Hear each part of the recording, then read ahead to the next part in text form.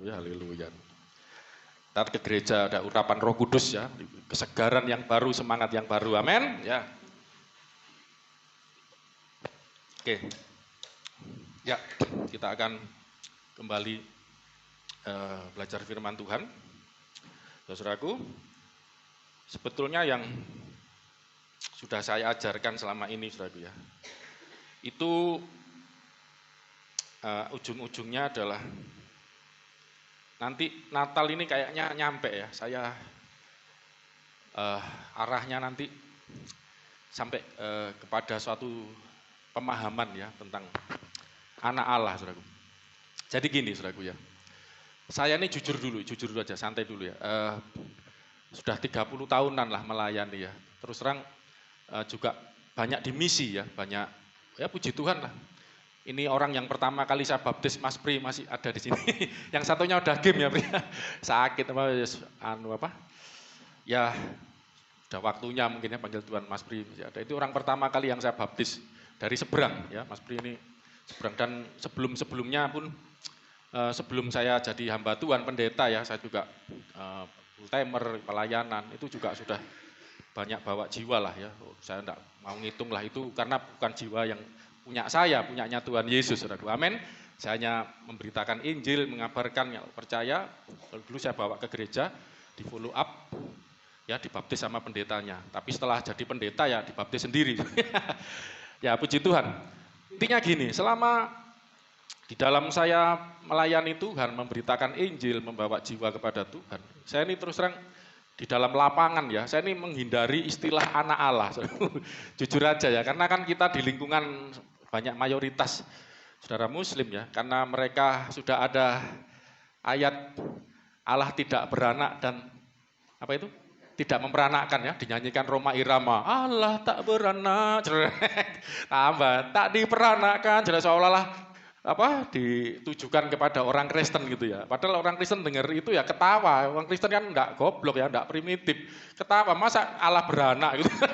Kan seolah-olah seperti perempuan melahirkan gitu kan. Ya ketawa aja. Kita disindir gitu ya enggak terasa. Saudara merasa disindir kan juga enggak kan. Itu apa? Kita ya ngerti enggak seperti itulah gitu ya. Tapi mereka masih nganggap seperti itu gitu masalahnya. Bahwa nanti karena saya akan khotbah hari ini tentang anak Allah, saudara, supaya saudara ngerti. Ya, tetapi tidak terlalu mendetail kepada pribadi kita ya, tapi lebih kepada Kristus. Dan saya hubungkan dengan malaikat Yahweh itu yang minggu lalu kan saya simpulkan bahwa malaikat Yahweh ini adalah anak Allah ya, dari penafsiran para rabai Yahudi ya, dari Septuaginta. Jadi saya menghindari istilah anak Allah, saudara, karena nanti konotasi bukan berarti saya nggak ngerti, kita ngerti. Masalahnya lawan ngomongnya itu nggak ngerti, ini kan repot. Lah kalau saya paksakan dengan konsep saya, Yesus Kristus adalah anak Allah gitu ya. Coba ini dulu, Yohanes 20, ayat berapa itu, bentar ya. Tujuan kitab Yohanes ditulis, Yohanes, bentar ya, 20, ayatnya berapa? 31. Ayat 31. Coba ini dulu. Ya, Alkitab aja juga ngomong begini. Padahal di Alkitab tuh istilah, ini saya awali dulu ya. Istilah-istilah anak Allah itu banyak banget, saudara. Istilah anak Allah itu banyak banget. Contohnya di sini. Memang masih banyak tanda lain yang dibuat Yesus di depan mata murid-muridnya. Ini mau penutup ya kitab Injil Yohanes yang tidak tercatat dalam kitab ini. Kenapa? 31. Jadi masih banyak ya mujizat-mujizat, perbuatan-perbuatan Yesus yang tidak tercatat. Tuh, ya apa? Lanjut bawahnya, kamu ini malah mencolot. Tetapi ya semua yang tercantum di sini telah dicatat. Ya, jadi kalau mau dicatat semua, enggak akan cukup gitu ya. Bahkan di ayat yang lain dikatakan bahkan enggak akan muat lah. Waktu ya, tempat untuk menuliskannya itu tidak muat, terlalu banyak untuk menyatakan kemuliaan Yesus. Tetapi semuanya ini semua yang tercantum di sini dalam Injil Yohanes telah dicatat, jadi kayak dipilih lah ya, diseleksi dan oleh hikmat Roh Kudus, tuntunan Tuhan tentunya, supaya kamu percaya. Tujuannya apa? Supaya percaya apa? 1, 2, 3, bahwa Yesuslah Mesias, Yunaninya Kristos, ya. Yesus ho Kristos, si Yesuslah Sang Kristus, gitu ya. Huios tuteo, anak Allah. Lah ini, saudaraku. Supaya orang itu ketika membaca Injil, diberitakan Injil, percaya bahwa Yesus adalah Kristus, yang pertama adalah anak Allah. Dan supaya oleh imanmu kepada Yesus yang adalah Kristus ini, Kristus itu bukan nama ya, Yesus itu namanya, Kristus itu jabatan. Nah kira-kira gitu. Jabatan itu ada nabi, ada imam, ini sedikit-sedikit ya. Ada raja. Itu karena Kristus itu artinya yang diurapi. Jadi tiga jabatan ini, nabi, imam, raja itu adalah diurapi. Sebelum jadi raja diurapi, jadi imam diurapi, imam besar ya teman-teman. Dan menjadi raja tadi sudah raja. Nabi juga diurapi, yaitu itu suatu tindakan pengurapan di mana lambang roh itu lambang ya, supaya Roh Kudus bekerja memakai raja ini, nabi ini, imam ini. Dan Kristus itu artinya yang diurapi. Jadi tiga-tiganya, imam sekaligus raja sekaligus nabi gitu loh. Sebagai manusia ya, makanya manusia Yesus Kristus itu memegang 3 jabatan itu, dan itu adalah anak Allah gitu loh. Soalnya kalau pakai rumusan ini Alkitab begini, wah, kita berhadapan dengan dunia yang mayoritas seperti ini nggak mudeng, saudara. Padahal supaya dan melalui ini supaya kamu oleh imanmu, oleh iman kepada Yesus yang adalah Kristus tadi sebagai anak Allah, di situ dikatakan memperoleh apa? Hidup.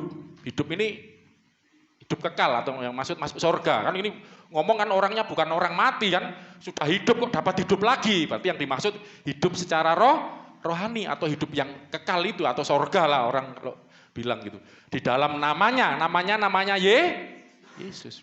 Coba Anda renungkan ini. Nah, coba kalau saudara menginjil dengan polosan seperti ini kira-kira gitu ya. Ya memang harusnya seperti ini. Orang lah yang menjadi masalah karena konsep anak Allah ini tidak nyambung. Bagi kita lah, saya akan jelaskan. Nah, jujur ya, orang Kristen sendiri itu tidak ngerti anak Allah itu apa yo. Jujur ayo tanya, anak Allah itu apa yo? Ayo jelaskan anak Allah itu apa? Ya kan? Sing jelasno gak nyambung, gak ngerti. Sing dijelasno pikirnya Allah punya istri, kawin, punya anak, wis tambah gak nyambung lagi gitu kan.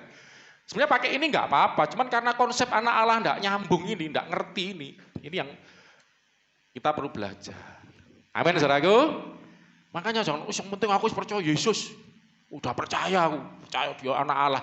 Jelaskan anak Allah itu apa, nggak ngerti. Ini kan celaka, saudara. Lah saya sebagai hamba Tuhan saya nggak mau. Saya melayani jemaat-jemaat yang pokoknya percaya, tapi nggak ngerti ya.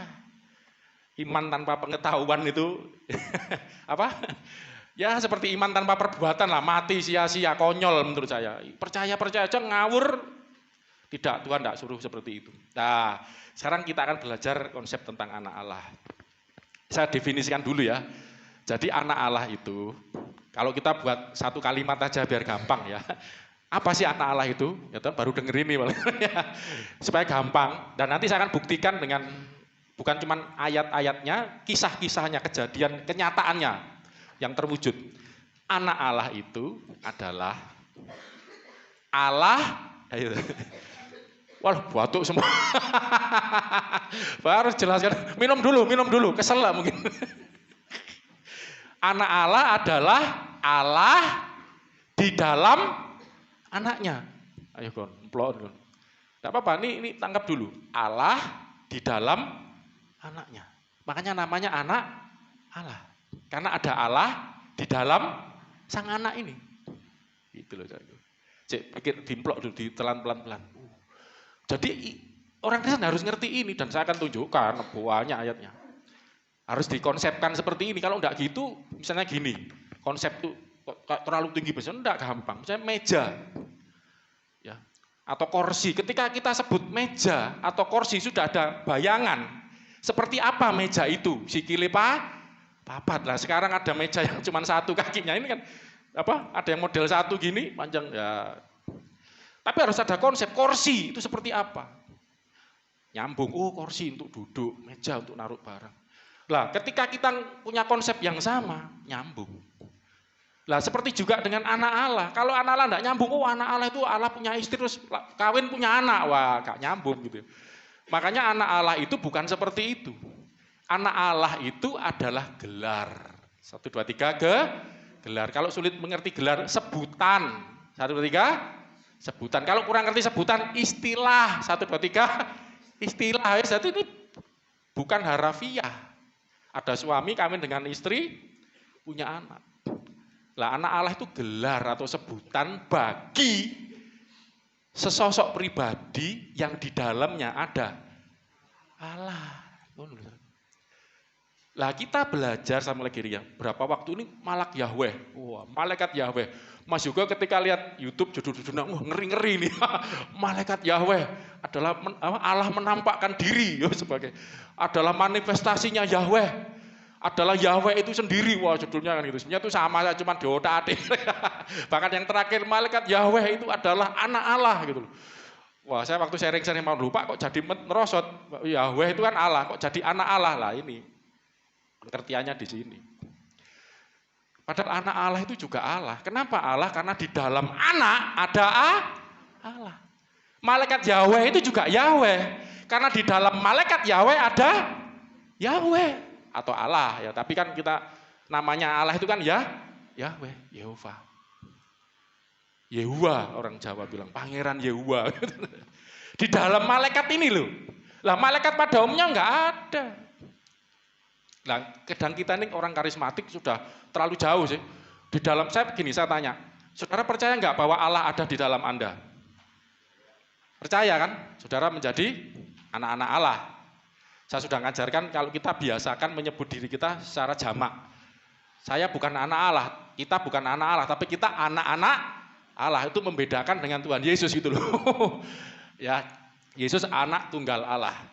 Kita anak-anak Allah, itu di Alkitab sudah kalau teliti, itu jamak semua. Ya, jamak semua. Untuk kita. Makanya panggilnya Bapak kami. Ini tiara teologis supaya enggak keliru.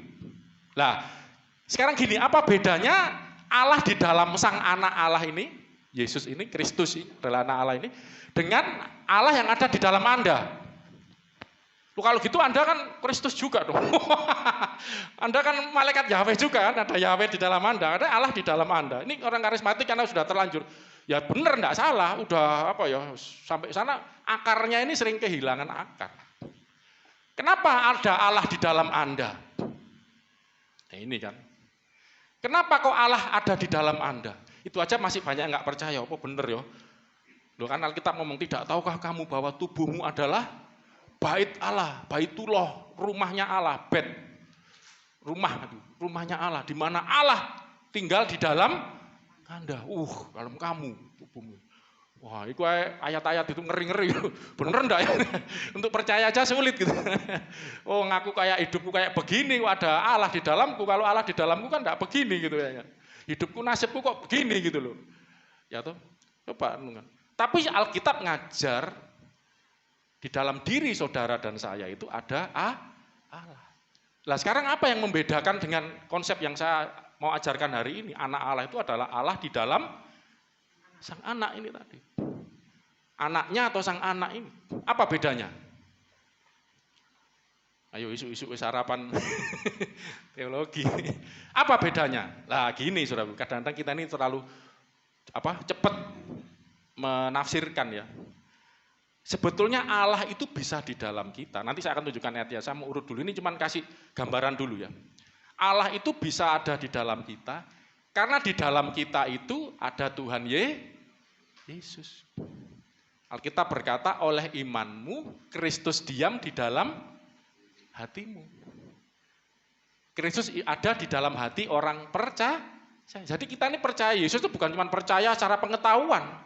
Makanya ada istilah menerima dia. Barang siapa yang percaya kepadanya, menerimanya. Makanya di lagu zaman dulu bagus itu. Mari, ini beda dengan agama lain. Agama lain cuma sebutkan syahadat, pengakuan. Percaya sama ini. Amin. Kalau kita bukan gitu. Lagu zaman dulu nih. Mari masuk. Tahu enggak? Siapa yang diundang? Mari masuk, masuk mana hatiku. Siapa yang diundang? Ya Yesus, datang kapan? Sekarang. Datang untuk apa? Datang, tinggal kemana? Dalam hatiku. Siapa? Ya Yesus.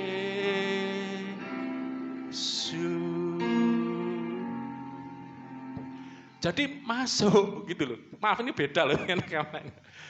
Bukan kerasukan sesuatu, enggak. Masuk tinggal dalam hati kita. Lah, karena di dalam Yesus ini ada Allah. Ini kan belum buka ayat-ayatnya ya. Ini cuman supaya Anda nangkep dulu. Nanti kalau saya buka ayat biar tambah mantep. Jadi ada Allah di dalam Kristus, sang anaknya ini. Dan karena kita percaya Yesus menerima, bukan cuma percaya secara pengetahuan, tapi menerima segenap hati. Dalam hidup kita masuk hatiku, tinggal dalam hatiku. Lah otomatis Allah jadi tinggal itu. Nanti saya tunjukkan ayatnya. Lah orang Kristen harus ngerti ini. Ketika Anda ngerti, oh itu. Makanya kita juga menjadi anak-anak Allah. Itu. Terus ini selesai. Mas Yoga kan sharing-sharing sama ibunya ya. Sekarang di gerejaku diajarin gini, Bu. Gini. Apa ya? Terus waktu Mas Yoga mendetailkan ayat ya. Kok mumet ya? Karena tambah detail ayatnya. Kalau ngomong gini selesai nginjili kan mosok buka ayat gitu. Tapi yang saya omongin tadi ada dasarnya. Mari kita buka sama-sama, rame-rame. Ini yang Kolose 1 ayat 19. Sambil minum ya. Kolose 1 19. Ini dulu, ayat ini dulu. Nanti saya hubungkan dengan malaikat Yahweh. Wah, untung saking semangatnya sampai jatuh HP-nya. Kolose 1:19. Nanti malaikat Yahweh juga sama. Jadi ada Yahweh di dalam malaikat Yahweh. Makanya kenapa Yahweh itu kita udah belajar ya, nggak usah saya ulangi. Malaikat Yahweh itu kalau ngomong seperti Yahweh sendiri. Jadi kayak membuat keturunanmu sangat banyak agar kan. Aku akan memberkati engkau akan kujaga. Kayak Allah sendiri yang ngomong, Yahweh sendiri. Kan ada Yahweh di dalamnya gitu loh. Ya kan? Karena 1, 2, 3 seluruh kepenuhan Allah berkenan, diam, tinggal, diam di dalam Dia. Yang dimaksud Dia ini ayat mulai 15 itu Tuhan Yesus. Coba. Seluruh kepenuhan Allah, panta, semua. Jadi lengkap gitu loh. Kepenuhan Allah. Jadi tidak ada yang turah. Bahasa Jawa turah ya apa? Enggak ada yang sisa, ketinggalan gitu loh. Kancrit, kamu basa apa meneh kancrit itu. Dikira kancil nanti. Seluruh kepenuhan Allah berkenan tinggal di dalam Dia nih, Yesus Kristus anak Allah, supaya oleh imanmu kepadanya kamu beroleh hidup tadi itu. Berkenan diam di dalam Dia. Ini adalah perkataan dari maaf ya, agak minum dulu. Firman Tuhan melalui Rasul Paulus. Nah, Tuhan Yesus sendiri juga mengatakan hal yang seperti ini. Buka Yohanes 10:38. Saya sudah pernah ngajarin, tapi sambil diingat lagi. Sebelum saya nanti ke malaikat Yahweh ya. Ini karena minggu lalu saya jelaskan malaikat Yahweh ini ya Yesus sebelum jadi manusia gitu loh. Anak Allah, menurut penafsiran Septuaginta disebut anak Allah. Ya toh? Malaikat Yahweh, malaikat Angelo Tuteo ini tadi. Itu adalah Bar Elah atau Ben Elohim. Karena terjemahan Ibrani sama Yunaninya nemunya seperti itu. Ketika Sadrak Mesak Abednego ya di dalam dapur api. Minggu lalu dengerin sendiri. Tetapi jikalau aku melakukan mujizat-mujizat yang tadi katanya Injil Yohanes kalau dicatat itu tidak akan muat. Ya, tidak akan muat seluruh kitab. Itu ini tadi saya coba tunjukkan aja dulu lah. Yohanes tadi kan 20 ya, 21 yang ayat terakhir, lihat ayat terakhir itu ada. Tidak muat itu. Supaya Anda tahu ya. Pas 21 31 ya, ayat yang terakhir. 31, cepet. Kamu sambil ngomong bayi soalnya. Sambil itu. Tetapi 21, Mbak. 21. 21, ini yang 20 kan, satu pasal berikutnya, ayat yang paling terakhir. Saudara kan lihat di situ bahwa, apa namanya, ya, masih banyak, baca sama-sama, enggak apa-apa, ayo biarin, enggak apa. Kamu gara-gara gitu, kamu ambil anakmu, enggak apa. Kasihan, bangun nanti, jangan, enggak apa. Masih banyak hal-hal lain lagi yang diperbuat oleh Yesus. Yang adalah Kristus, yang adalah anak Allah. Ya, tadi. Banyak yang dibuat, tetapi jikalau semuanya itu harus dituliskan satu persatu, apa kata firman Tuhan, maka agaknya dunia ini tidak dapat memuat semua kitab yang harus ditulis itu, tidak muat. Untuk menggambarkan, menuliskan, menceritakan apa yang Yesus ajarkan, Yesus lakukan, tidak muat. Makanya tadi di pasal sebelumnya, yang dicatat ini untuk maksud supaya kamu percaya Yesus adalah Kristus, anak Allah yang oleh imanmu kepadanya ini tadi beroleh hidup. Nah, kita kembali ke Yohanes 10:38 tadi. Di dalam keterbatasan manusia untuk menjabarkan tentang Allah, keterbatasan hal-hal yang fana di dunia ini menjelaskan tentang Allah, kitab ini memang, kitab ini kan secara fisik buku, kalau sekarang gadget ada kitabnya, lebih canggih kan. Loh, saya ini versi apapun punya, saudaraku. Saya Vulgata Latin ada, Yunani ada 4 versi, Jawa punya 2 versi ada. Indonesia saya masih download 3 aja. Itu dan masih banyak yang belum saya download, bahasa Serbia, Bosnia ada itu. Bahasa daerah-daerah Batak apa itu masih banyak. Ini itu kan terjemahannya aja. Terjemahan. Tapi bayangkan itu enggak kan sanggup gadget. Saudara, saya mau tanya, bisa enggak satu kali HP Anda lemot atau full data penuh? Penuh, karena mungkin sudah walaupun berapa giga tambah apa nih?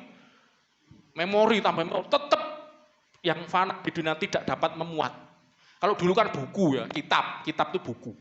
Sekarang mau chip apapun untuk menjelaskan tentang Yesus tidak akan bisa muat. Makanya perlu iman.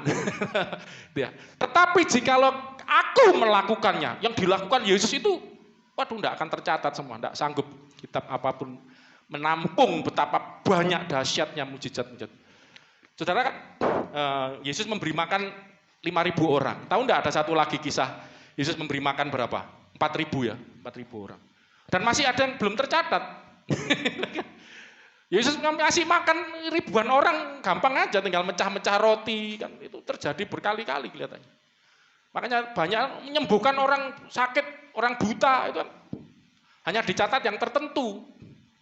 Wow, makanya itu sampai ada ayat setiap orang yang sakit ketemu Yesus pasti sembuh. Yang mati pasti bangkit. Itu sampai kalau dicatat satu-satu, wah terlalu banyak istilahnya gitu.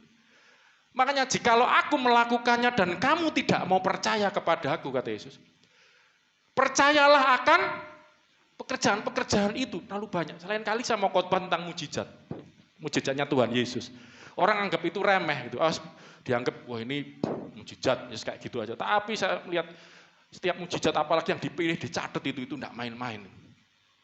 Supaya orang bisa percaya Yesus adalah Kristus, adalah anak Allah, dan oleh iman percaya kepada Kristus anak Allah ini memperoleh hidup. Lah berarti kan tidak main-main pekerjaan-pekerjaan yang dicatat oleh Yesus ini, yang dilakukan oleh Yesus. Percayalah kan pekerjaan-pekerjaan itu supaya kamu boleh mengetahui dan mengerti bahwa melalui mujizat-mujizatnya Yesus itu akhirnya tersingkap, akhirnya ngerti bahwa 1, 2, 3 ada Bapa di dalam aku, dan aku di dalam Bapa. Kan ada Bapa di dalam aku, dan aku di dalam Bapa, itu bicara fellowship. Lah untuk lebih jelasnya pasal 14, ini ayat yang sering kita pakai. Yang terkenal kan ayat 6, tidak ada seorang pun sampai pada Bapa kalau tidak melalui aku segala macam, lihat aku juga lihat Bapa. Ada ayat di 10, di situ dikatakan pasal 14 ayat 10.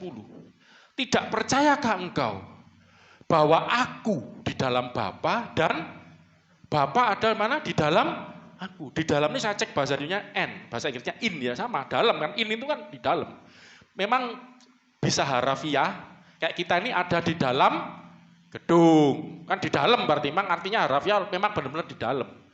Tapi ini sebagai bangsa Indonesia juga ada di dalam bingkai Bhinneka Tunggal Ika gitu. Atau di dalam negara kesatuan, di dalam kan berarti negara kesatuan ini kan apa namanya kiasan suatu bangsa dan kita ada di dalamnya itu apa sebagai anggota gitu ya warga negara Indonesia.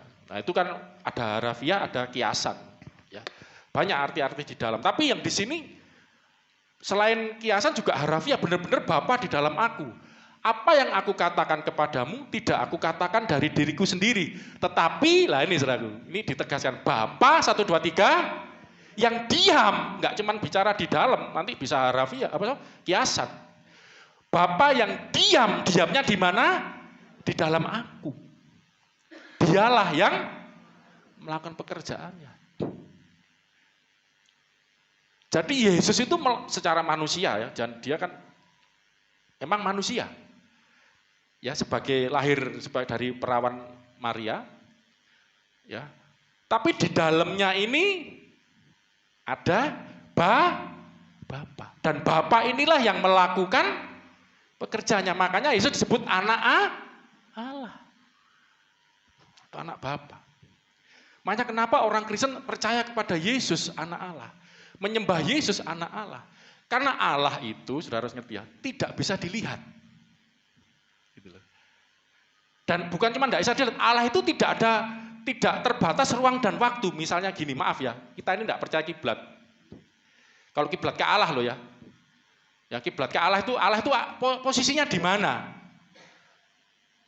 Nah saudara kan selama ini sambil belajar ya. Kita ini kan kadang-kadang sering minder ya. Orang Kristen ini Allahnya kok 3. Itu sudah Tritunggal ya. Terus bilang orang Kristen kok nyembah manusia, wis alamat itu tambah. Nyembah anak Allah kok punya anak tadi saya ngomong di awal. Justru ketika kita semakin mendalami ini, kita akan semakin mengerti saudara. Kebenaran tentang Allah. Coba, maaf ya saudara seberang kan bangga. Merasa benar itu kan karena alasan utama itu cuma ini, Allahku satu gitu loh. Yang lain salah karena banyak gitu ya. Macam apalagi yang Hindu itu kan. Dianggap politeisme gitu. Padahal mereka juga punya penjelasan, ya urusan mereka lah. Buddha itu malah nggak ada Tuhan, secara pribadi nggak ada. Ya Buddha itu bukan Tuhan, Buddha itu manusia. Makanya non-teisme, udahlah urusan masing-masing jelasin. Kristen apalagi ngomongnya satu tapi kok ada telu. Ini malah ngomongnya Allah itu esa, satu, tetapi ada Bapa itu ya Allah, anak Allah itu ya Allah, Roh Kudus itu juga Allah. Lu kok telu itu tambahan. Wah. Saudara ini dengar baik-baik. Saudara kalau sampai gagal paham ini eman banget. Justru ketika Anda, ya kita tidak berdebat. Nah, cuman kalau ditanya kan menjelaskan enak. Saya seneng, saya nunggu kok orang tanya itu seneng banget. Kesempatan saya jelaskan gitu ya. Nah justru kita malah memiliki kekuatan saudaraku. Di dalam kebenaran Allah Tritunggal ini justru kita malah memiliki kekuatan. Coba gini, kalau Allah itu dikatakan satu ya. Saya sudah sering sama anak-anak di debat ini. Sering sama Mas juga nyonya. Satu itu satu apa, saudara? Coba. Kalau Allah itu satu itu satu apa? Saudara harus ngerti ini, saudara lebih mantep nanti. Kan yang benar kan Allah itu satu, iya. Setan pun juga tahu kata Yakobus kan. Tapi coba lebih dalam, satu itu satu apa? Satu biji? Satu buah? Ini satu kan? Lah makanya mereka ada ayat juga ketika sepertiga malam tuh Allah turun menilik ciptaannya. Kalau satu biji ini satu ya turun. Atau gini ya, ini ada barang di sini. Pindah turun pindah ke sini. Hilang enggak di sini? Itu satu biji. Ayo jelasin. Allah di sana di sini. Kalau satu biji enggak bisa mau ke sana mau ke sini. Satu itu satu apa? Saya cuma tanya istilah satu itu. Lah bahasa Ibrani luar biasa. Ibraninya Allah itu, ayo, itu Aram. Langsung ngiling Aram ya elah. Aram itu. Elohim. Im. Itu jamak. Bentuk jamak.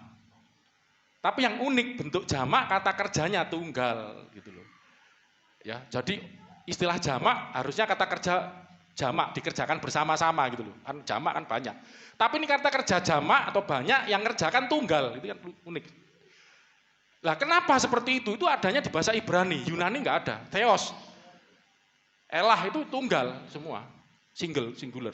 Theos juga, theos itu tunggal. Tapi Elohim itu jamak. Uniknya dianggap sebagai tunggal. Paling gampang kayak gini, saudaraku. Bangsa Indonesia itu tunggal atau jamak, saudaraku? Pengertiannya kan jamak. Tapi kalau dalam bahasa Inggris itu dianggap tunggal ya. Bahasa Inggris ya kata dianggap tunggal sebagai satu kesatuan gitu loh, kira-kira begitu.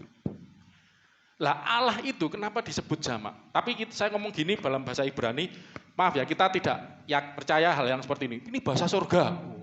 Wah, saudara seberang kan ini bahasa Arab, bahasa surga. Oh Ibrani karena gitu bahasa surga enggak? Itu bahasa dunia ya. Bahasa dunia. Malah sebelum Ibrani lebih dulu Aram, enggak salah itu. Bahasa Aram. Arab itu sekitar abad keempat malah. Ya.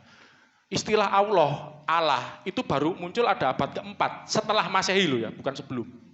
Dulu enggak ada istilah Allah itu. Allah bahasa Arab itu ditemukan di prasasti dan prasasti Kristen. Makanya orang Kristen dilarang menyebut Allah. Lihat prasastinya yang nemukan Sergio Amat. Namanya Sergio jelas Kristen. Amat itu orang Arab, Saudara. Allah ditemukan prasasti di sana. Ya, di Timur Tengah sana. Prasasti ini bukti sejarah. Makanya enggak bisa digugat ini. Itu baru muncul. Ya, makanya maaf ya, Tuhan itu tidak bicara bahasa Arab. Tuhan tidak bicara bahasa Ibrani.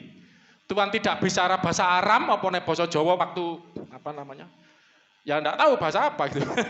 Makanya kita enggak ngomong bahasa Ibrani, bahasa surga enggak. Walaupun canggih gitu. Tetap ada kelemahan masing-masing. Misalnya contoh, untuk firman. Bahasa Ibrani itu dafar, tapi Yunani ini bisa terjabarkan luar biasa, ada rema, ada logos. Untuk menjelaskan yang ini bermakna a, i, u, kata-katanya, logos itu bermakna makna dari maksud dari apa yang dikatakan tadi ini bisa dijelaskan oleh Yunani. Walau gitu Yunani lebih canggih Pak, bahasa surgawi ora juga. Ini saling melengkapi. Alkitab ini ada bahasa Ibrani, bahasa Aram, bahasa yang asli ya Yunani. Ini bukan bahasa surga, bosone wong donya ngono ae. Bahasa surga mbuh. Ada bahasa malaikat. Karena ada disebut bahasa malaikat, bahasa nyala. Nah, tapi maksud saya begini, Saudaraku ya. Di sini kita belajar bahwa Elohim ini walaupun jamak, ini dianggap sebagai tunggal gitu ya. Karena kata kerjanya tunggal. Lah kenapa Saudaraku bisa seperti ini? Lah yang kalau kita enggak ngerti konsep tentang Elohim, kita enggak akan bisa menjelaskan. Elohim itu atau Allah itu dikatakan Tuhan Yesus Yohanes pasal 4 ayat 24. Coba. Allah itu roh. Ayatmu mesti keliru terus. 23 apa 24 nih? 24 kayaknya. 23 ya? 24 coba, 24 dulu. Kalau salah naik 23. Sulit nah ini kok kayak jadi lemot gitu komputernya. 23 berarti. Kamu itu gimana? Yohanes 4 Mbak. Gendong anak ya. Jadi keliru semua. Berarti 24. Ya. 1, 2, 3 Allah itu roh. Roh. Ibrani ruah. Kalau saudara muslim satu, saudara bayangkan satu zat, sudah enggak bisa. Coba kita satu tapi roh. Allah itu satu, benar. Tapi wujudnya roh. Roh itu tunggal atau jamak gitu saudara. Dianggap satu biji sulit. Roh itu harafiahnya itu udara. Angin, pernah diterjemahkan angin. Ketika Tuhan apa itu harus dengan angin, itu pneuma. Yunani ya saudara. Ruah. Kadang terjemahkan angin, udara. Ini satu, apakah satu biji? Makanya Alkitab justru menjelaskan. Jadi Tritunggal itu bukan menjelaskan berapa Allah. Apakah satu biji, dua biji, tiga biji buah. Tidak. Allah tidak bisa dihitung secara numerik seperti itu. Amin, saudaraku. Allah tidak bisa dinumerikan, diangkakan gitu, tidak bisa. Makanya sebutannya Ehad. Yunaninya Heis. Kalau satu itu mono sama apa? Eina sekarang nih. Satu, gitu ya. Enggak, heis tunggal, esa, sorry. Ya karena tidak bisa diangkakan gitu loh. Makanya justru kekristenan ini ngajar Allah yang benar. Amin, saudaraku. Kalau satu biji Allah turun ke dunia, berkarya ke dunia, hilang bijinya yang di sini tadi. Karena satu-satu apa? Jelasin. Kalau kita ehad, bukan yahid. Ya, kalau sudah Muslim tauhid gitu ya. Satunya coba jelasin. Nah, kita menjelaskan seperti ini. Allah itu roh. Walaupun satu tapi bisa bermakna jamak. Maksudnya jamak itu begini lah, ini penting saudaraku. Saya tadi mengatakan anak Allah itu adalah Allah yang diam di dalam disebut Kristus tadi. Nah, ketika Allah diam di dalam ini fisik ini fisik ini. Makanya ya terbatas kalau biji ini. Ini misalnya Allah ini biji ini. Makanya Allah itu tidak, kalau di Alkitab ini harus jelas dulu. Allah itu disebut memenuhi, kan ruah tadi ya, roh. Roh itu seperti apa wujudnya? Memenuhi langit dan bumi. Loh, langit dan bumi itu apa? Langit itu bahasa aslinya itu jamak samayim. Heavens pakai S, heavens. Langit, tingkap-tingkap langit. Waktu Salomo berdoa mentabiskan bait suci, bahkan langit di atas langit pun tidak sanggup memuat engkau. Loh, itu kan tidak bisa dibatasi. Makanya satunya itu satu apa? Ketika Elohim yang tidak dapat dibatasi, yang memenuhi langit bumi, yang tidak sanggup dimuat oleh ciptaan. Langit itu kan ciptaan, saya mau tanya, langit itu ciptaan atau bukan? Semua ciptaan, hanya satu yang tidak diciptakan, yaitu Allah sendiri. Nanti kita akan belajar, waktunya nutut enggak. Nama Yahweh itu ada maknanya, itu hayah dari Allah tambah. Kakean enggak bahasa asli nih. Hayah itu bukan hayah kono, bukan. Bahasa Ibrani, hayah. Hayah itu artinya eksis, emi bahasa Yunaninya. Ada. Yang maha ada, memang ada self existence, sudah ada dengan sendirinya. Makanya namanya Yahweh. Maaf coba jelasin dari nama ini, bisa jelasin enggak? Ini enggak sembarang nama, karena santai bicara nama. Yahweh itu, kenapa malaikat Yahweh itu Yahweh ada di dalam malaikat ini? Itu karena nama, nanti di situ ya belajar. Oke, sekarang kita kembali ya. Ini andai kata ini biji, buah Allah ini. Di dalam sang anak atau malaikat Yahweh, atau turun dalam ciptaan apapun lah, hilang di sini. Itu kalau biji. Tetapi kalau Yahweh Elohim memenuhi langit dan bumi, tidak tingkap-tingkap langit tidak dapat memuat, bahkan Yesaya 46:9, tidak ada yang seperti aku, tidak seperti apa-apa. Makanya tidak bisa dibijikan. Ketika ada di dalam malaikat Yahweh, nah ini saudara, yang di sini ini tidak hilang. Nah, coba.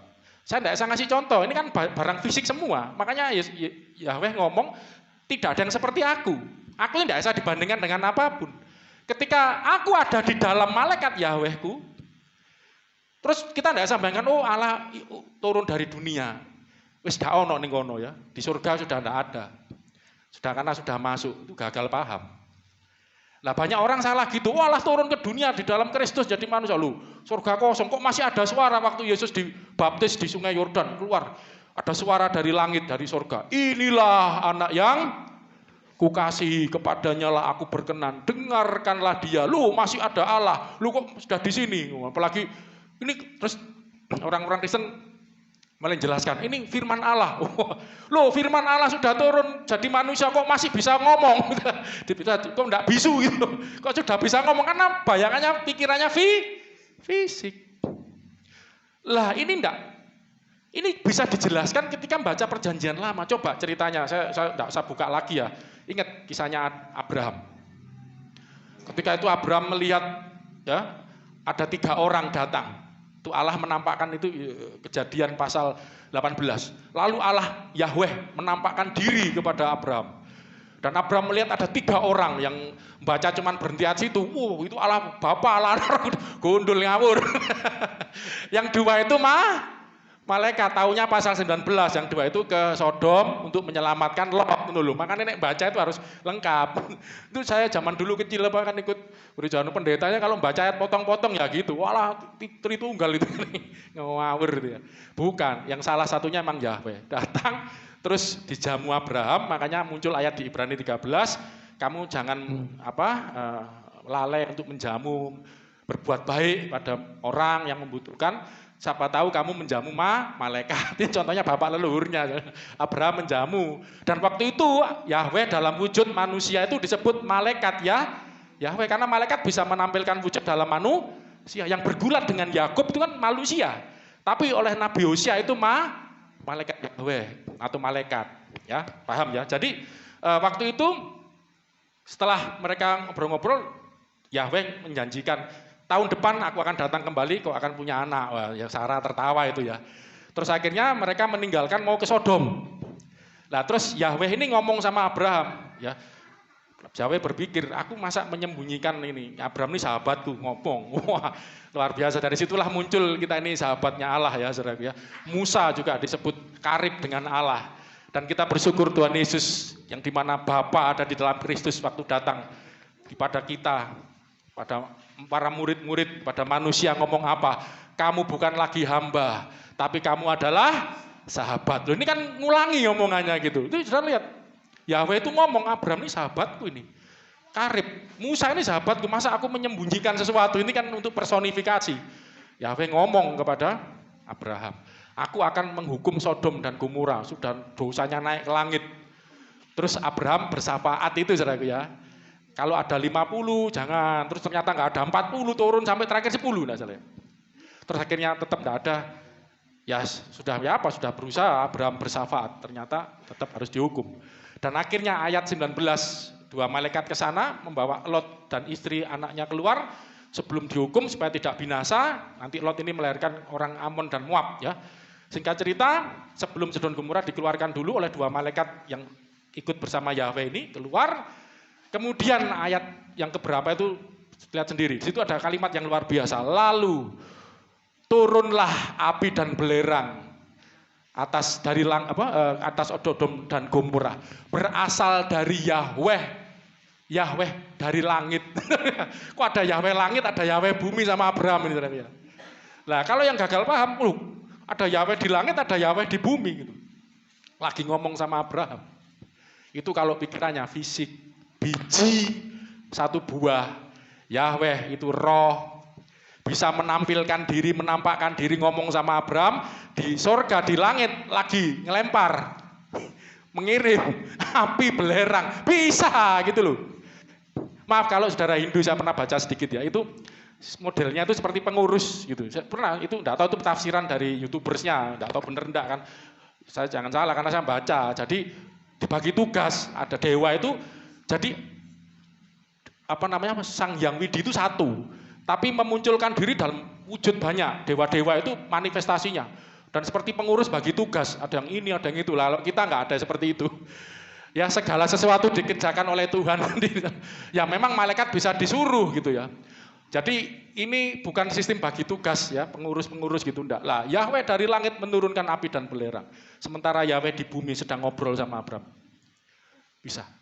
Ya ini contoh dulu. Yang kedua, ada lagi terjadi ketika Gunung Sinai. Waktu itu di kitab Ulangan pasal 4 enggak salah. Itu sudah pernah saya khotbahkan, nanti lihat sendiri ya, sebelum-sebelumnya.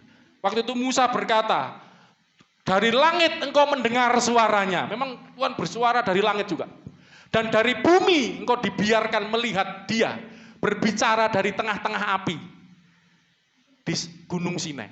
Jadi Allah itu bicara dari langit juga, kayak geluduk gitu. Nanti lain kali saya jelaskan. Kita akan lihat suara Tuhan gitu ya. Itu pernah waktu zaman Yesus Yohanes 12 itu ada suara Tuhan berbicara dari langit Bapa itu.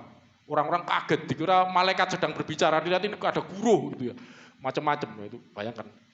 Lah, dari langit kau dibiarkan mendengar suaranya, dari bumi engkau melihat apinya dan suara yang keluar dari api itu. Malaikat Yahweh itu.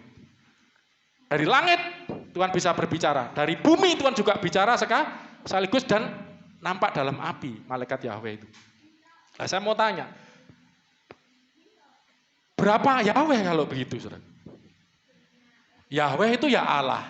Malaikat Yahweh itu juga Yahweh dan Allah sendiri. Ada berapa Yahweh lah? Ini kalau tidak belajar nggak mudeng, nggak jelas. Karena malaikat Yahweh ini kenapa disebut Yahweh, disebut Allah juga karena ada Yahweh di dalam malaikatnya ini. Seluruh kepenuhan Allah tinggal dalam Kristus. Loh, wis ilang ning surga, wis diborong semua masuk ke dalam Yesus. No, itu kalau biji.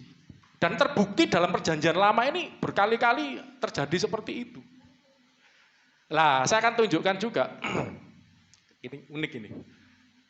Keluaran pasal 13. Ayatnya, saya ini ayat yang agak sering kurang hafal, soalnya banyaknya saudara. Keluaran 13, ini kejadian, saya tunjukkan Yahweh di dalam malaikat Yahweh dulu ya, sebelum nanti kita simpulkan dalam anak Allah. Keluaran 13, 21, 22. Saya mulai minggu depan, ya coba ya, ada satu yang membantu saya untuk megang mic baca ayat. Kira-kira saya coba gitu deh. Soalnya lama-lama meniren saya mulut saya. Udah ngomongnya cepet karena harus ngejar waktu. Nanti minta tolong ya. Pak Asnan ini suaranya ya bagus juga ya. Nanti minggu depan aja kalau di gantian nanti siapa gitu ya. Ya membantu membaca ya. Tuhan berjalan. Tuhan ini huruf besar semua ya. Tuhan Yahweh ini. Terjemahan dari bahasa aslinya Yahweh. Yahweh berjalan loh ya. Yahweh kok bisa berjalan. Ini kan kalau bahasa, maaf ya saudara seberang, Allah berjalan di depan mereka ini tentara Israel, pasukan Israel, umat Israel. Ya Allah berjalan, nggak bisa bayangkan. Ya Allah berjalan, Allah itu kan seperti apa gitu loh. Orang kalau berjalan berarti punya kaki. Apakah ini personifikasi? Bisa personifikasi, karena lagi di depan. Tapi coba lihat, berjalannya seperti apa? Pada siang hari dalam ada tiang awan. Untuk menuntun mereka ini umat Israel di jalan. Dan pada waktu malam dalam tiang api. Untuk menerangi mereka sehingga mereka dapat berjalan siang malam. Ini ketika orang Israel dipimpin keluar dari Mesir, dari perbudakan. Yahweh berjalan. Dalam tiang awan dan tiang api. Ini dipersonifikasikan oke. Tapi Allah kalau disosokkan sebagai terbatas lagi di dalam tiang awan. Saya mau tanya, tiang awan itu ada batasnya enggak? Tiang awan itu ada batasnya enggak? Loh, kalau udah seluruh bumi penuh, kan ada batasnya. Batasnya itu kalau sudah lihat filmnya ya memang digambarkan seperti kayak jamur ada payung raksasa, awan raksasa yang supaya mereka ini dari depannya ada tiangnya, awannya itu sampai nutup karena tujuan itu nanti bener supaya enggak kepanasan. Padang pasir meletek. Jadi menudungi mereka gitu loh. Iyup bahasa Jerman ya. Iyup. Mereka berjalan siang malam loh saudaraku. Terus kalau malam hari enggak dingin lah. Kalau cuman maaf ya kayak obor di depan gini tok, yang 3 juta umat di belakang katuen gini semua ya. Memang gede tiang dan kelihatan untuk nuntun mereka. Tapi itu memanasi, mengayomi, melindungi seluruh umat. Berarti gede tapi tetap ada batasnya. Nah ketika Allah membatasi dirinya dalam satu sosok seperti ini, disebut siapa? Ini disebut malaikat Yahweh. Ya, ayatnya di pasal 14. Ya, poin pertama ini dulu, Yahweh berjalan ya. Di depan orang Israel dalam tiang awan dan tiang api jalan. Oke, kita lihat sekarang. Pasal 14 ayat 8 mulai. 18. Orang Mesir mengejar ketika orang Israel dipimpin keluar dari Mesir perbudakan, orang Mesir tidak terima. Wah, kehilangan budak ini. Ini tangkap kejar lagi. Dikejar. Terus Tuhan ngomong, gak usah takut, ini selanjutnya ya, panjang ya. Maka orang Mesir akan mengetahui bahwa akulah Yahweh, apabila aku memperlihatkan kemuliaanku terhadap Fir'aun, keretanya, dan orangnya yang berkuda. 19. Cepat, maka, ayo. Kemudian bergeraklah, 1, 2, 3, yang bergerak siapa? Malaikat Allah, ya.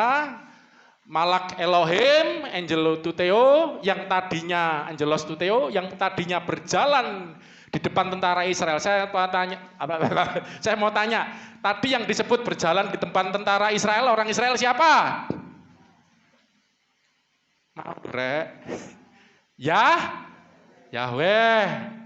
Ya memang Allah, tapi namanya disebut yang dijelaskan. Yahweh sedang berjalan. Kemudian di sini ternyata itu disebut sebagai malaikat Allah. Yang bener di sini, ngono. Yo, sama malaikat Allah ini adalah di dalamnya ada Yahweh. Nanti saya jelaskan ayatnya, ada digiring dulu. Pokoknya tadi disebut Yahweh, Allah lagi berjalan, sekarang malaikat Allah berjalan. Yang tadinya berjalan di depan tentara Israel lalu berjalan di belakang mereka. Jadi ini ketika mimpin di jalan keluar dari perbudakan, pindah karena ada orang Mesir menyerbu, mengejar. Oh, harus pindah ke situ. Malaikat Allah bergerak dari depan sebelumnya ke belakang. Kayak drama apa gitu. Caranya apa yang jadi malaikat Yahweh Heru aja.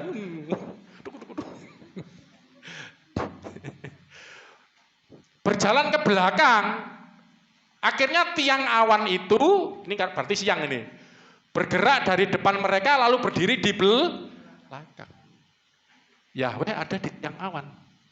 Kalau siang, tiang api di waktu malam, memimpin perjalanan siang malam. Terus ketika ada serangan fajar, dikejar tentara Mesir, malaikat Allah disebut bergerak ke belakang, tiang awannya ikut ke belakang. Akhirnya yang terjadi apa? 20. Demikianlah tiang itu berdiri di antara tentara orang Mesir yang ngejar dan tentara atau pasukan orang Israel berdiri di antara tengah-tengah. Dan oleh karena awan itu menimbulkan kegelapan, maka malam itu lewat padahal isu si awan. Karena ditahan itu jadi gelap. Mereka orang Mesir tidak bisa ngejar terus, orang Israel tetap jalan. Sehingga yang satu tidak dapat mendekati yang lain, ada jarak. Tuhan menjaga, terus jalan, ini tidak bisa ngejar. Semalam-malaman gelap, dibuat gelap. Yang etik 21 ini luar biasa. Aku ikut Bambek Dina ini kemarin tadi malam, sharing-sharing. Ajarno sekolah minggu gini, cerita gini kan, dan itu adalah Tuhan Yesus nanti kan. Lalu Musa mengulurkan tangannya ke atas laut, sebelumnya sudah diperintah ya, nanti ulurkan tanganmu, baca sendirilah. Dan semalam-malaman itu, nah kata kuncinya semalam-malaman. Tadi malaikat Yahweh bergerak ke belakang, ya, malaikat Allah yang adalah Yahweh, di dalamnya ada Yahweh tadi, bergerak ke belakang, ya, menghalang-halangi orang Mesir untuk mengejar orang Israel dalam semalam-malaman. Dan sementara ngejar itu semalam-malaman juga, Yahweh menguakkan air laut dengan perantaran air timur yang keras, membuat laut itu jadi tanah kering, maka terbelah laut, saudara tahu ceritanya, melewati. Ada berapa Tuhan, saudara? Satu bergerak di belakang, mencegah orang Mesir ngejar, semalam-malaman waktu yang sama, semalam-malaman itu Tuhan menguakkan, Yahweh menguakkan air laut, jalan. Tadi dikatakan Yahweh ada di tiang awan, mimpin. Terus Yahweh pindah ke belakang. Kok di depan lagi belah laut? Kalau pikirannya fisik biji, gak nyambung. Iki pindah mrene, kene kosong. Iku nek pikiran fisik biji. Makanya jelaskan satunya itu bukan satu secara numerik angka seperti itu. Yang di belakang menahan tentara Mesir di dalam awan, tiang awan itu Yahweh sendiri, benar sebut malaikat Yahweh karena nampak.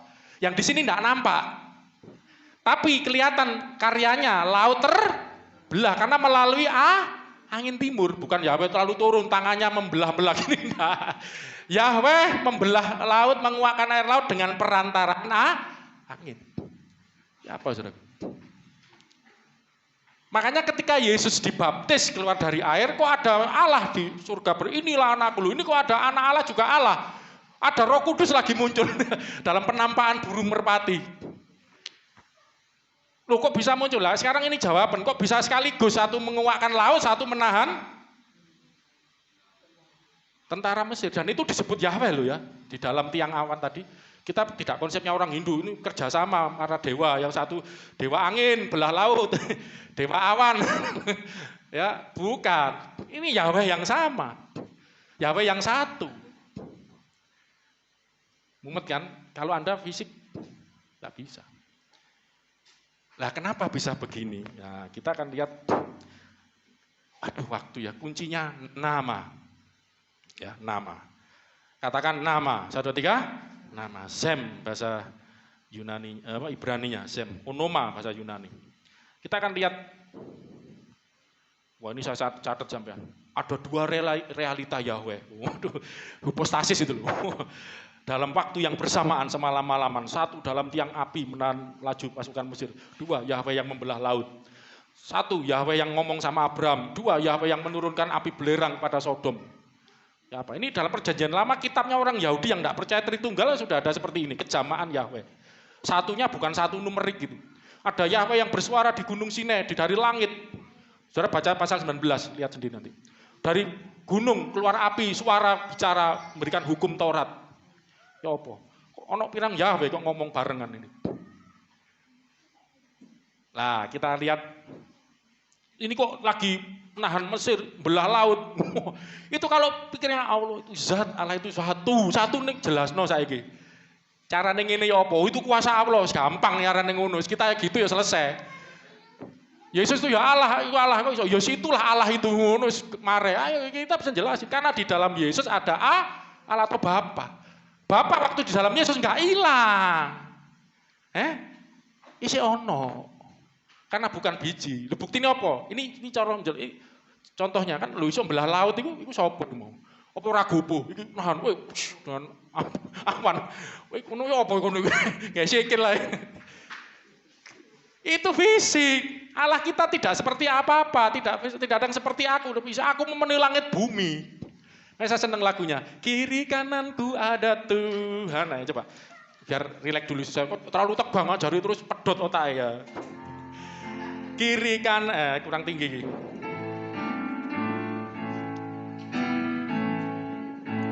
Kiri kanan. Kok keliru malah. Kiri kanan. Main A. Kiri kananku ada Tuhan. Ayo. Sekelilingku ada Tuhan. Dalam hidupku ada Tuhan. Yesus selalu bersamaku. Tadi mana? Kiri kanan sekelilingku dalam hidup ada Tuhan. Kiri kananku ada Tuhan. Ya ada Tuhan. Oh ya. Dalam hidupku ada Tuhan. Yesus selalu bersamaku. Nah, ya toh. Ketahuilah aku menyertai kamu senantiasa sampai kepada akhir zaman. Lu kalau nabi, ya apa? Murid itu waktu ngumpul itu ya, sekitar yang lihat Yesus naik ke surga 500 orang katanya. Aku menyertai kamu senantiasa. Lu carane satu-satu. Iya ya, kok sesuk ya. Kamu jam 5 ya, kamu jam 7. Yesus kalau manusia biasa, Yesus bahkan ngomong gini sebelum naik ke surga udah ngomong. Ngomong apa? 2-3 orang berkumpul dalam namaku, aku pasti hadir. Nabi apa bisa begitu? Yang kumpul orang berapa? Ini kumpul. Sekarang City Blessing lagi kumpul di Gunung Gedang, di Gresik. Pastor Maruling layan di sana, kumpul semua. Lah, ya apa? Kalau 1 biji, ya apa ya caranya? Ini nanti lain kali kita belajar Allah itu tidak terikat ruang. Jadi di sini ada hadir waktu. Ini yang luar biasa ketika belajar Kairos ini dahsyat. Kita ini terikat waktu. Jam 10.00 di sini. 10.00 di Surabaya saya nggak ada. Tapi Allah ketika semalam-malaman 10 malam, jam berapa malam? Jam 6 malam ya. Menahan orang Mesir dalam 00 yang sama di sana. Karena enggak terikat waktu. Itu enggak ada masalah dengan waktu. Aku ning kene ning kono barengan enggak masalah. Kalau kita kan di sini jam 10.00, jam 10.00 sudah tidak ada tempat lain. Ya pikiran dewi lah. Jadi kira-kira gitu. Makanya tidak bisa. Ya ini coba. Allah itu tidak bisa dibatasi secara fisik. Satu popo jelas no. Yakobus ngomong kalau Allah itu satu, setan ya roh, wis roh. Ya, makanya kita ini karena Kristus anak Allah datang menyatakan yang benar pada kita kenal yang benar, kita di dalam yang benar, dalam anak Yesus Kristus yaitu Allah yang benar. Wis ngono lho, Bu. Itu Yohanes 5:20 kan? 1 Yohanes 5:20. Keluaran 23. 20 ayat 23. Keluaran 23 ayat 20. Kowe kok walik to, Mbak? Itu Keluaran 20. Keluaran 23. Lah, sesungguhnya, baca sama-sama, aku Yahweh ini yang ngomong, mengutus seorang malaikat berjalan di mana? Depanmu. Tadi kan terbukti kan, di dalam tiang awan, malaikat Allah bergerak, tiang awan ikut. Terus yang belah laut bukan tiang awan, saudaraku. Yahweh melalui angin. Lah apa iki? Ono Tuhan iki wake wong Kristen. Ora, iku otakmu sing gak nyambung. Belajar jadi Kristen biar pinter kamu ya. Maaf, saudara, saya lihat orang barat ini kan orang rasional, orang pinter. Orang barat. Kenapa kok banyak Kristen? Maaf. Kristen dianggap enggak masuk akal. Orang yang pinter-pinter memang yang ateis ya ada, tapi yang banyak yang percaya Yesus. Orang pinter-pinter itu. Einstein itu pinter enggak? Loh itu anak Tuhan loh Einstein itu. Itu orang Yahudi, keturunan Yahudi nih malah. Apakah goblok? Orang Kristen kok? Ya karena saking pinternya itu mau, saudaraku. Amin. Percaya Yesus. Amin. Kita percaya Yesus bukan karena goblok. Gak mudeng. Walau punya saking pinternya, mudeng yang ngerti nih. Ini hikmat dari sorga. Hikmat bukan hikmat dunia. Ini tak jari nangkep gak tuh? Sesungguhnya aku mengutus seorang malaikat berjalan di depanmu untuk melindungi engkau di jalan, membawa engkau ke tempat yang telah kusediakan. Terus, ayo, bawahnya. Jagalah dirimu di hadapannya, dengarkanlah perkataannya. Ini yang ngomong Yahweh, janganlah engkau mendurhaka kepadanya, sebab pelanggaranmu tidak akan diampuninya. Kenapa?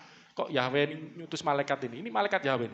Sebab 1, 2, 3, namaku, namanya Yahweh ada di dalam dia. Lah, saudara harus ngerti konsep Yahudi, Yudaisme. Ini beda dengan konsep Barat ya. Kristen karena dianggap Barat itu bukan sebenarnya itu Helenisme sebenarnya orang dari budaya Roma, Yunani, dewa itu. Kristen masuk ke Barat ya melalui para rasul ya sampai ke Spanyol ya, Paulus itu percaya Yesus, tapi dunia Barat ini mati. Nah, dunia Barat itu punya pola pikir sendiri lah. Ibrani punya pola pikir sendiri. Contohnya gini, bagi orang Barat apalagi zaman modern ya. Apa artinya sebuah nama? What is the name? Siapa yang ngomong itu? Shakespeare. Lupa. Shakespeare ya, seorang sastrawan. Ya.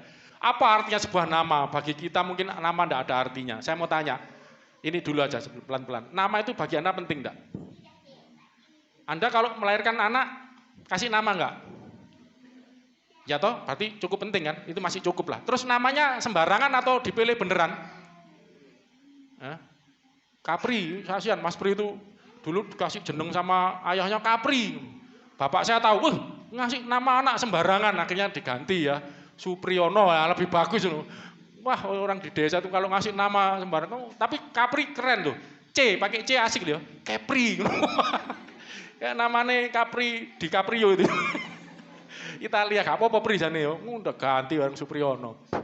Capri itu makanan itu apa jenis buah sayur itu loh. Bapak saya marah. Oh, cok gantian namanya gitu ya. Kacang Capri. Sekarang David Supriyono, ada Davidnya loh saudaraku. Oh, gak main-main nih, David Supriyono. Nama baptis nih ya. Lah, nama ini tidak sekedar nama. Orang memberi nama punya maksud. Ya ini yang asal-asal tadi ya. Tapi Supriyono ada artinya enggak? Golekno kamus ya. Saya diberi nama Agung contohnya. Itu karena lahir saya mendekati hari Natal. Orang tua saya dulu Muslim kan, jadi menganggap ini hari yang agung. Jadi benar-benar tenanan ayah saya itu. Kasih nama hari yang agung, kasih nama Agung aja. Karena mendekati Natal. Punya makna seperti itu. Dan agung itu artinya besar juga ya, puji Tuhan besar juga. Ya, agung itu artinya besar tapi bukan cuma fisik, mulia, great, bahasa Inggrisnya itu great. Saya kalau kenalan sama Frank, what the meaning is your name, nama aku artinya agung, the great, wow, the great. Oh great award yang goda saya gitu, Frank yang Amerika itu. Memang artinya agung itu the great, bahasa apa? Inggris itu. Jadi kalau nama saya kenalan, siapa? What is your name? The great. Besar, mulia ya, jadi agung bukan big itu. Besar kan big bahasa Inggris ini, ya memang kebetulan big juga ya. Tapi lebih kepada agung, mulia. Agunglah namamu, mulialah namamu ya. Kebesaran Tuhan. Lah, ada makna. Nah ketika Tuhan Yahweh ngomong, di dalam malaikat Yahweh ini ada namaku di sana, itu menunjukkan bukan sekedar nama. Ini pola pikir Yahudi. Saudara tahu enggak, Yosua itu namanya sebelumnya Hosea. Terus diganti Musa, diberi itu di Bilangan pasal 13. Saya lupanya itu. Diganti nama menjadi Yesua, Yesua bin Nun itu. Diganti nama. Hosea itu namanya Yasa, dari Yasa, menyelamatkan. Diganti nama Yesua, Yahweh yang menyelamatkan gitu istilahnya. Cuman ditambah Yah itu aja tadi. Yehosua, dari Hosea jadi Yehosua. Itu kata dasarnya sama, Yasa, penyelamat, menyelamatkan, salvation, keselamatan. Ditambahi karena ada maksud, karena nanti disinilah Yosua yang memimpin, ya orang Israel, menyelamatkan orang Israel melalui Yahweh yang menyelamatkan. Nanti panjang ini. Tapi ada makna di dalam.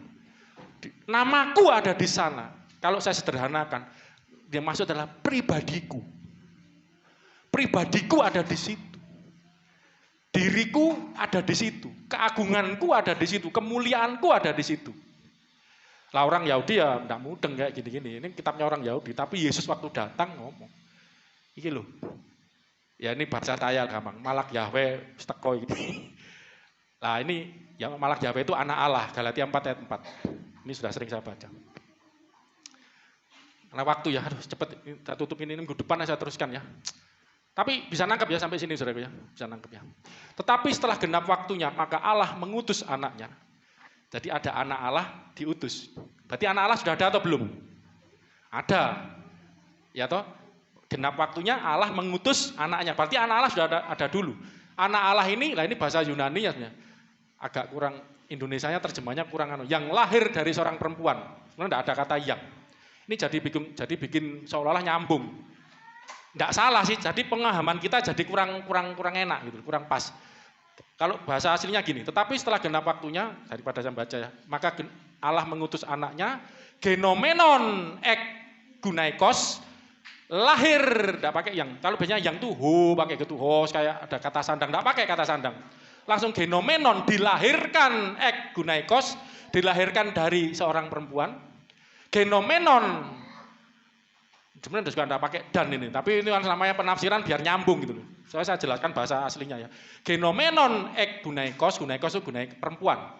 Dilahirkan dari perempuan, genomenon hipo nomon, di bawah hukum Taurat. Jadi kalau dibaca, setelah genap waktunya, Allah ngutus anaknya. Dilahirkan dari seorang perempuan, dilahirkan takluk pada hukum Taurat. Jadi ada anak Allah sudah ada dulu, terus dilahirkan dari seorang perempuan. Sebab ini pra-eksistensi Yesus sudah ada sebelum lahir. Cuman harus pakai bahasa asli. Saudara kalau nginjili gini bisa enggak? Jadi ada anak, kan gara-gara kata yang menurut saya ini yang bikin ya kurang enak gitu jelas. Memang enggak ada bahasa aslinya, enggak ada yang. Setelah genap waktunya, maka Allah mengutus anaknya yang lahir lah, kan nyambung dari perempuan lalu, oh baru ada, padahal enggak gitu. Setelah genap waktunya Allah mengutus anaknya, dilahirkan dari seorang perempuan, dilahirkan di bawah hukum Taurat. Lah baru prosesnya ada anak Allah dilahirkan dari seorang perempuan, dilahirkan di bawah hukum Taurat. Bukan takluk. Ya enggak apa-apa kan penafsiran. Terjemah itu kayak nafsir kok. Yunaninya genomenon, dilahirkan semua artinya. Genomenon ek gunaikos, genomenon hipo di bawah hipo itu. Nomon hukum Taurat. Paham ya? Jadi anak Allah itu sudah ada. Dan dalam perjanjian lama kita sudah belajar minggu lalu siapakah anak Allah itu dalam perjanjian lama yang menampakkan diri sebagai malaikat ya itu masih banyak loh ceritanya. Ketemu sama siapa? Yosua, menemui Gideon, itu menemui ayahnya Simson ketika mau lahir, melahirkan Simson kan mandul didatangi. Makanya ini sudah ada anak Allah itu. Dan anak Allah ini adalah namaku ada di dalamnya. Nanti mau ayat itu. Namaku ada di sana, ada di dalam malaikat itu. Tak utus. Nah sayang waktu dan saya akan jelaskan ini bukan cuma ngomong dalam prakteknya. Di dalam awan itu, yang mimpin kan awan. Nah, di dalam awan itu ada siapa? Kan disebut malaikat Allah, disebut Yahweh. Ya, dan namanya ada di situ. Nah, itu terjawab ketika Yesus ngomong, Bapa di dalam aku. Ialah yang mengerjakan gitu. Jadi kenapa malaikat Yahweh bisa ngomong seolah-olah seperti Yahweh. Bukan seolah-olah, ngomong sebagai Yahweh. Karena ada Yahweh di dalamnya. Yesus ngomong, Bapa yang ngomong. Makanya disebut firman Allah itu karena yang diomongkan Yesus bukan dariku, tapi dari Bapa di dalamku. Tadi Yohanes 14, ayat piro mau. Kita tutup ayat ini, karena waktu nanti minggu depan kita lanjutkan. Yohanes 14 ayat 10. Percayakah, tidak percayakah kau bahwa aku dalam Bapa dalam aku? Apa yang aku katakan kepadamu tidak aku katakan dari diriku sendiri. Ya, ini bukan masalah seizin Allah. Kalau saudara muslim percaya Nabi Isa itu bisa buat macam-macam karena seizin Allah. Di Kristen enggak, bukan seizin Allah. Allah ono ning jerone. Ada Allah di dalam Al-Masih ini. Tanpa izin. Loh, ini ayatnya. Apa yang aku katakan kepadamu tidak aku katakan dari diriku sendiri, tetapi Bapa yang diam dalam Al-Masih, Allah yang kalau bahasa Arabnya Allah kan Allah, yang di dalam Al-Masih, Al-Masih itu bahasa Arabnya Kristus, Mesiah, Hamasiah, Masihah bahasa Syrianya Arabnya. Di dalam aku dialah yang melakukan pekerjaannya. Jadi yang melakukan banyak hal di dalam Yesus itu Bapa yang di dalam Yesus. Makanya aku dan Bapa satu. Amin, saudaraku. Waktu Bapa dalam Yesus, bukan biji jo. Ora Bapa ora hilang, isih ngomong. Inilah anak kasih di Sungai Yordan, di gunung apa itu? Transfigurasi. Nah, ketika Allah sekarang ada di dalam kita melalui Yesus yang kita percaya di surga. Masih ada Allah. Yesus juga masih di surga. Kan banyak yang tanya, Kristus katanya di surga. Kok banyak? Ini orang murtadin. Orang muslim. Kok teman-teman saya murtad karena ketemu Yesus. Yesus kan masih di surga. Pikiranmu biji mau. Allah itu satu biji. Ya, aku semplon, gak iso ngerti. Maha hadir. Dia yang di surga. Oleh imanmu kepada Kristus jadi dekat. Kamu bukan lagi jauh, kayak ayat itu ya. Kamu dekat, bahkan kita menjadi anaknya. Saya enggak ada waktunya. Nanti Natal kita akan bicara anak-anak Allah buat kita. Itu berkat yang luar biasa. Kamu bukan lagi hamba, kita adalah anak-anaknya. Amin, saudaraku. Mari kita akhiri. Karena waktu kita tutup dalam doa. Anak Allah itu maksudnya adalah, ya, judulnya gitu Mas Yoga ya. Allah di dalam anak. Terserahmu, Allah di dalam sang anak, Allah di dalam anaknya. Itu istilah anak Allah. Ya, sekarang saudara jemaat di sini ngerti? Kita ulangi. Yesus anak Allah. Kowe kok nyembah anak Allah? Sopo anak Allah itu? 1, 2, 3. Siapa anak Allah itu? Ayo ta. Yo anak itu. Yesus, anak Allah, Yesus kan anak Allah. Allah di dalam anak Allah itu. Allah di dalam anak itu. Iku Allah, iya di dalamnya Allah seluruh kepenuhan. Sama. Ya, puji Tuhan. Mari kita akhiri pada kita.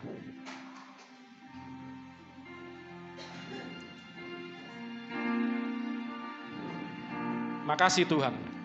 Kami bersyukur mengenal Engkau Allah yang benar di dalam anaknya Yesus Kristus yang telah datang menyatakan kepada kami sehingga kami mengenal yang benar, ada di dalam yang benar, ada di dalam persekutuan dengan yang benar, dengan anaknya Yesus Kristus, yaitu Allah yang benar, satu-satunya Allah yang sejati yang benar. Terima kasih Tuhan, kami bersyukur. Haleluya, haleluya. Kau Bapa yang baik.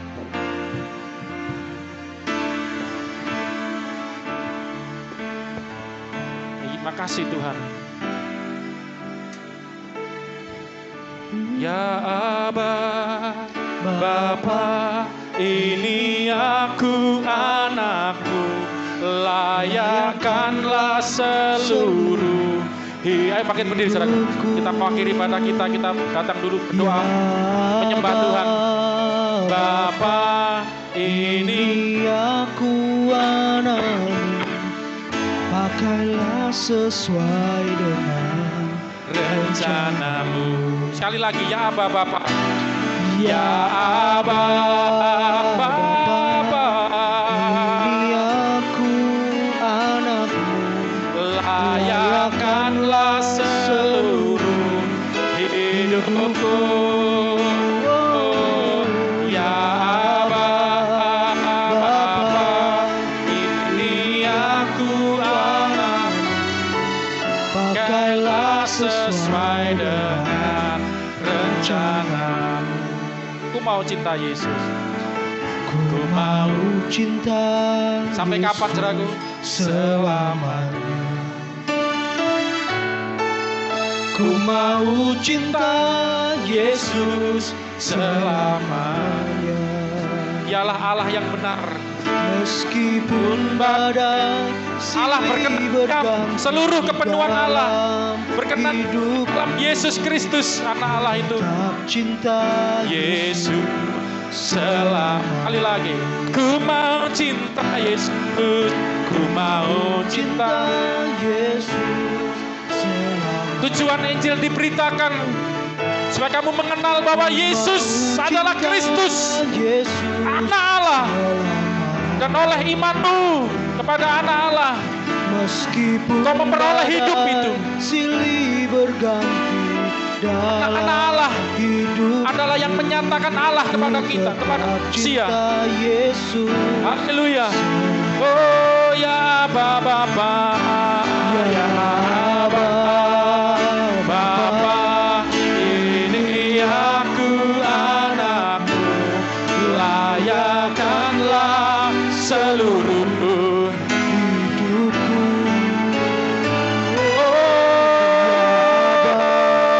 Bapa, aku anakmu, pakailah sesuai dengan rencanamu. Ya Aba Bapa, ya Aba Bapa. Hai jemaat, ini aku kok anak, sekarang karena percaya Yesus sang anak Allah, engkau juga dijadikan anak-anaknya sebagaimana Yesus. Kau menerima anugerah melalui Kristus. Haleluya. Diangkat jadi anak-anaknya, anak-anak Bapa di surga. Itu berkat yang terbesar dalam hidup kita. Rencanamu. Sekali lagi dari hati. Ya Bapa, Bapa, ini aku anakmu, layakkanlah seluruh hidupku. Ya Aba, ya Aba.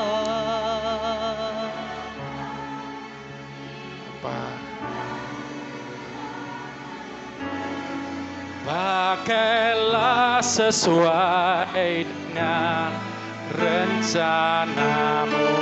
Pakailah ya Bapa, pakailah sesuai dengan rencanamu. Pakailah sesuai dengan rencanamu.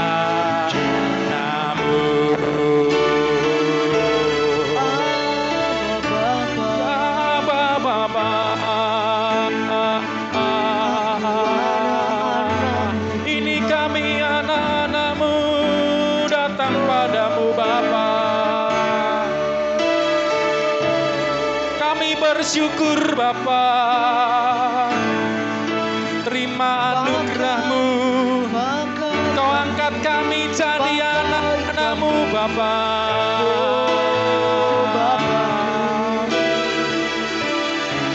Pakai sesuai rencanamu.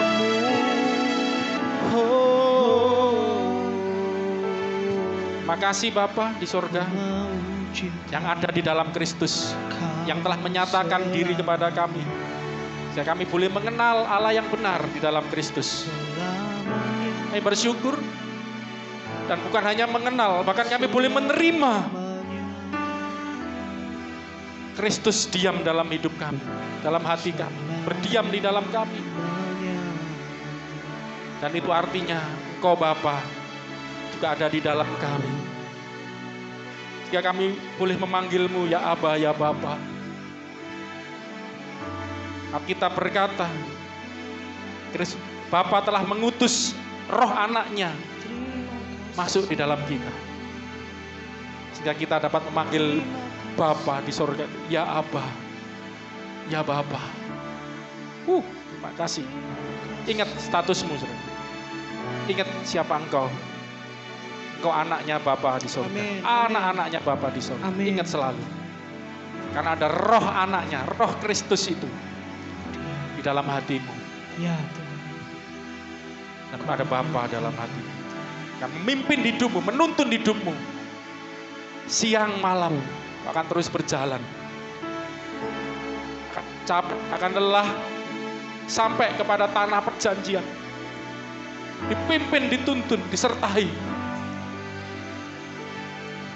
Kalau orang Israel dalam tiang awan, tiang api. Dijagai, dilindungi, dibela. Kanan kiriku ada Tuhan. Sekelilingku ada Tuhan Yesus. Amin, amin. Bahkan dalam hidupku ada Tuhan Yesus. Amin. Ya Tuhan. Terima kasih. Kami bersyukur. Terima kasih Tuhan. Mengucap syukur buat pagi hari ini. Buat apa yang kami boleh belajar hari ini. Kami terima hari ini. Kami tidak hanya pengetahuan saja. Tapi menerima spirit roh Kristus itu. Roh firman itu kami terima. Roh benaran itu kami terima. Itu hidup di dalamnya. Roh anak itu kami terima. Ya kami menjadi anak-anak Allah. Anak-anak-Mu ya Bapa. Amin. Terima kasih. Ucap syukur. Saudaraku yang terkasih, pulang. Dengan penuh sukacita. Penuh damai sejahtera. Amin. Penuh iman. Penuh kebenaran. Haleluya. Dan penuh kemenangan. Karena Allah di dalam Kristus tinggal diam di dalam hidup, Ya, ya, menyertai ya. engkau sekarang sampai selama-lamanya. Yang percaya katakan sama-sama, amin, haleluya. Tuhan Yesus memberkati saudara semua. Selamat hari Minggu, Tuhan Yesus memberkati.